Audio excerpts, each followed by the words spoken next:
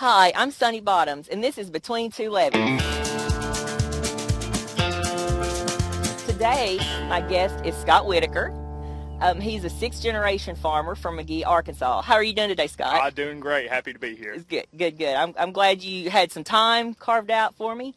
We're in this field of flooded, supposedly rice, but I don't see any. So can you explain to me what we're looking at here? Yes. So we had a lot of bad weather coming in. We've gotten 4 inches of rain in about the past week. We had previously worked all of these fields up to get them ready to drill seed into. What ended up happening was the rain got here before we were able to get the planter here. So instead of waiting for it to all dry out, we decided to drop boards in everywhere, and we caught all the rainwater. And by doing so, we were able to have a good seed bed with the field cultivator being out here, and we flew our rice in yesterday. So probably tomorrow evening or first thing Friday, we will be dropping the water and letting this rice take root in the soil and hopefully be getting on to the year. So can you tell me a little bit about your herbicide program in these water-seeded fields? Yes, so actually with the bad weather that came in, we were not able to get a herbicide application out here. So what we did instead was we thought, since these fields were freshly worked, there shouldn't be anything growing, and by catching the water, we're just holding the water over the grasses, any weed pressure out here, trying to keep it held down.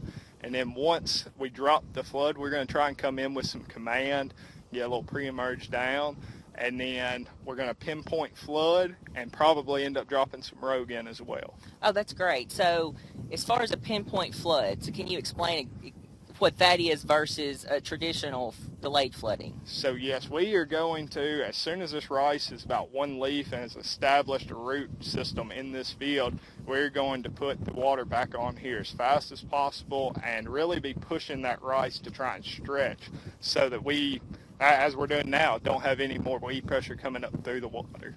Very good. So these are just a few water-seeded fields you have, but you have some drill-seeded fields as well that you will be, I guess most of your crop is going to be drill-seeded? Yes, most of our crop will be drill-seeded, but we saw this opportunity and thought we might as well take it.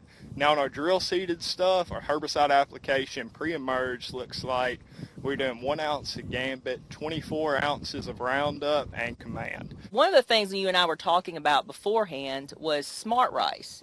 Now, I was hesitant to talk about it because I kind of feel like it's maybe a little taboo to call rice smart. I mean, you're implying that there's dumb rice, but maybe you can enlighten me a little bit and tell me a little bit about that. So our smart rice program, we are basically really trying to be stewards and be sustainable in the best ways we can. And one of the best ways we know how to do that is saving water. Just as we flooded these fields up with rainwater, we are not having to pump anything out of an aquifer and put any type of stress on that aquifer.